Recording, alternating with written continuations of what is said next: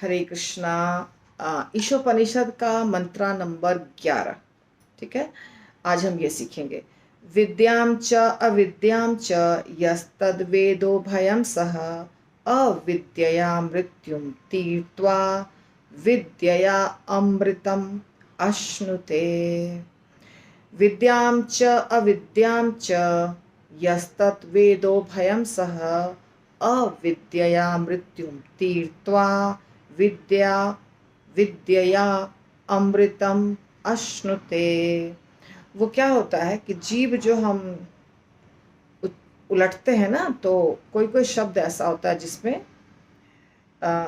Twisting यानी कि practically बोलने में थोड़ी दिक्कत होती है। वो यहाँ हो रहा है। विद्यया बार बार आ रहा है ना, विद्यया अविद्यया विद्यया, इसीलिए थोड़ी दिक्कत हो रही है। तो रुक रुक के बोलेंगे तो हो जाएगा। तो जब मैं सिखाऊंगी इसको तो अच्छे से करेंगे प्रैक्टिस हम।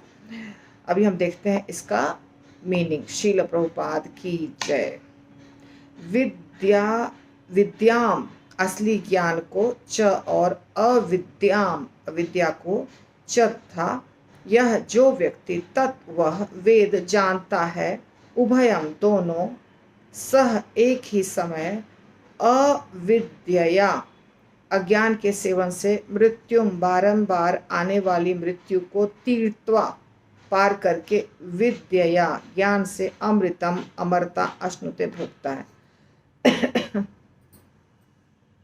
जो अविद्या की विधि तथा दिव्य ज्ञान यानी विद्या को साथ साथ सीख सकता है, केवल वही बारंबार मृत्यु जन्म के प्रभाव को पार कर सकता है और अमरता के पूर्ण वरदान को भोग सकता है। तो यहाँ जन्म मृत्यु है, जिसको मैंने मृत्यु जन्म पढ़ा वो जन्म मृत्यु है। तो जो अविद्या की विधि तथा दिव्य ज्ञान को साथ साथ सीख सकता है, केवल वही बारंबार जन्म मृत्यु के प्रभाव को पार कर सकता है और अमरता के पूर्ण वरदान को भोग सकता है। तो यहाँ पे हम उच्चारण सीखते हैं। ठीक है, और आज से हमारा ईशोपनिषद का एक्सप्लेनेशन यानी उसका जो भी मीनिंग है और तात्पर्य है उसके बारे में क्लास होगा, जो इस क्लास के तुरंत बाद होगा। आज करेंगे पहला, जिसको कहते हैं स्तुति, ईश स्तुति। वहाँ से शुरू होगा, फिर सारे मंत्र होगा। थोड़ा सा डिफिकल्ट है पर फिर भी करना है। तो यहाँ पे हम जब सीखेंगे इस श्लोक को, तो दो जगह पहले लाइन और दूसरे लाइन के बीच बीच में एक एक बार रुकना है और लास्ट में एक एक बार रुकना है। मतलब 4 बार रुकते हैं, 3 बार बीच में रुकते हैं और लास्ट में श्लोक पूरा होता है तो चौथी बार। तो इसको ध्यान रखिए, जैसे भगवद गीता का होता है वैसे ही। विद्याम च अविद्याम च, यहाँ रुकेंगे। यस्तत्वेदो भयं सह, यहाँ रुकेंगे। अविद्यया मृत्युम तीर्त्वा, यहाँ रुकेंगे। विद्यया अमृतम अश्नुते। श्लोका कंप्लीट। देखिए, पहला शब्द सिंगल है विद्या, दूसरा च और अविद्याम, अविद्याम और च दो को जोड़ा गया है। विद्याम च अविद्याम, फिर से च। तो हम इसको अलग कर सकते हैं, यानी विद्याम च अविद्याम च।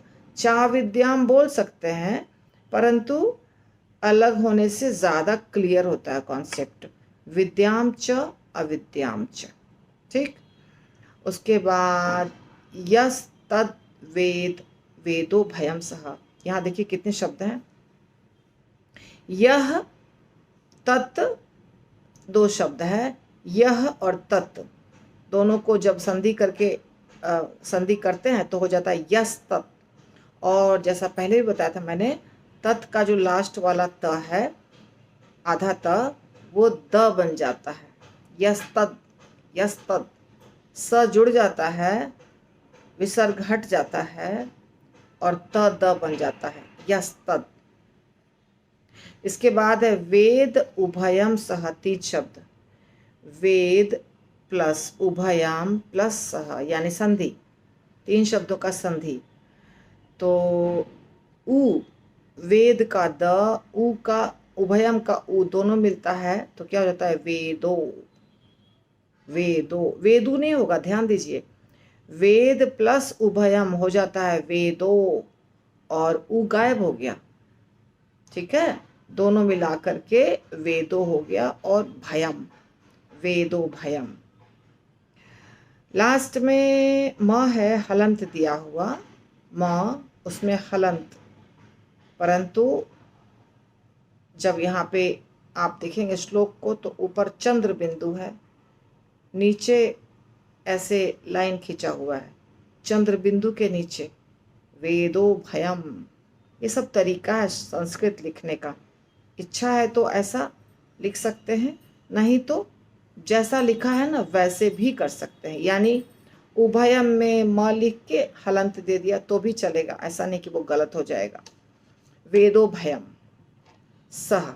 ठीक, दूसरे लाइन में अविद्यया मृत्युम तीर्थवा, तीनों शब्द सिंगल है, और अंतिम शब्द जो है विद्यया अमृतम अश्नुते। तो विद्यया और अमृतम जब मिलता है तो अ गायब हो जाता है, अ कहीं नहीं दिखेगा आपको। विद्यया और मृतम अश्नुते, अश्नुते का अ, मृतम का आधा म दोनों जुड़ जाता है तो क्या हो जाता है? अमृतम श्नुते, अमृतम श्नुते। पर डिफिकल्ट हो जाएगा बोलना और समझना, इसलिए क्या करेंगे? विद्यया अमृतम अश्नुते, एकदम आसान, विद्यया अमृतम अश्नुते। तो अब फिर से इस श्लोक को हम पढ़ते हैं। विद्यां च अविद्यां च यस्तद् वेदो भयं सः, अविद्यया मृत्युम तीर्त्वा विद्यया अमृतम अश्नुते। ठीक है।